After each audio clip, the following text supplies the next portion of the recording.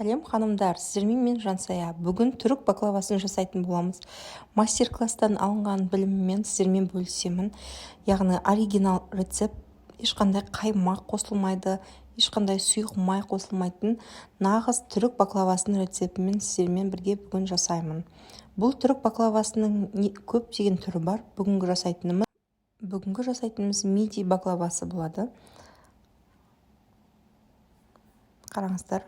Өте сулы, сиропы жақсы сіңген, арасында қаймақтысы аз емес. Дәмі енді керемет. Жасап көріңіздер. Осындай керемет баклаваларды үй жағдайында жасап, туысқандарыңызға берсеңіздер болады. Ол үшін бізге 500 грамм ұн және бір ас қасық тұзды, 1 стакан суымызды, 2 жұмыртқамызды осылай нағыз түріктерше ешқандай ыдысқа емес, дастарханның үстіне, үстелдің үстіне осылай жасаймыз. Және бір ас қасық шай қасық содамен, бір ас қасық алма уксусын және лимон суын осылай сығып қосамыз.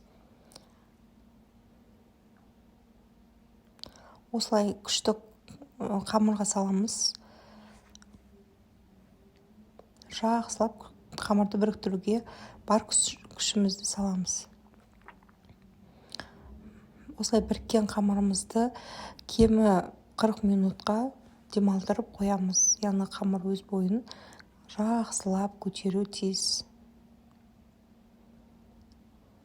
Осы кезінде біз арасына қосатын грек жаңғағын блендердің көмегімен ұсақтасаңыздар болады. Мен оқтаудың көмегімен ұсақтадым. Енді бетіне әсемдеу үшін фисташки, енді фындық дейді, фындықты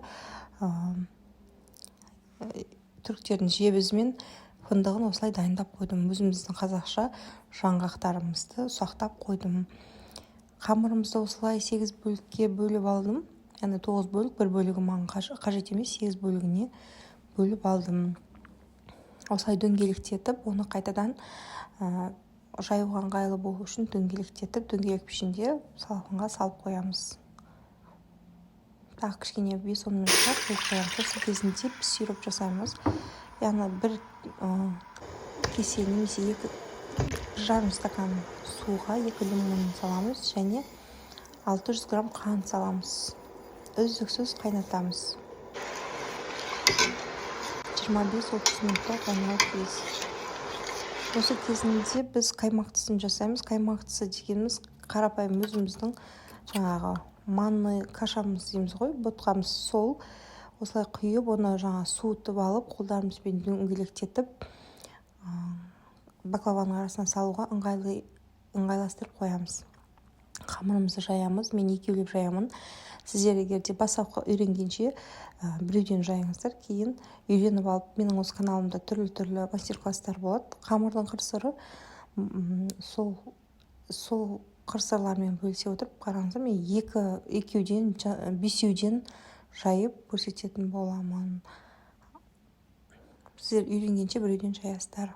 Осылай крахмалдың көмегімен, яғни кукурузный крахмалмен жаясыздар.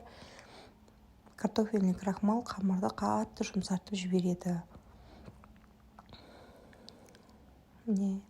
Ешқандай артық шығынсыз жасалатын үй жағдайындағы түрік тәттісін жасайық.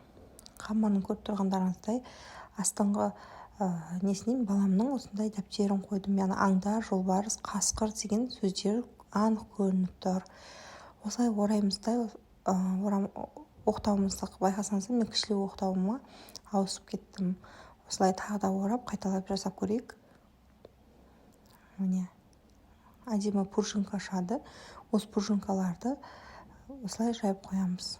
Жаңа дайындап қойған салмамыз, қаймақтымызды саламыз. Үстіне жаңғағымызды сеуіп шығамыз. Видеодағындай қамырдың екі шетін жауып, қолымызды бір сулап алып, барлық жерін біріктіріп шығамыз. Осылай кесеміз. Өте керемет, қатпарлы миди баклавасы дайын болады. Енді осы миди баклавасымен сармайды қыздырып, бұл видеода көрінбей қалған, қыздырып, оның бетіндегі қаймағын сүзіп, осылай жағып қоямыз. Қасыңыздағы мынау ракушка деген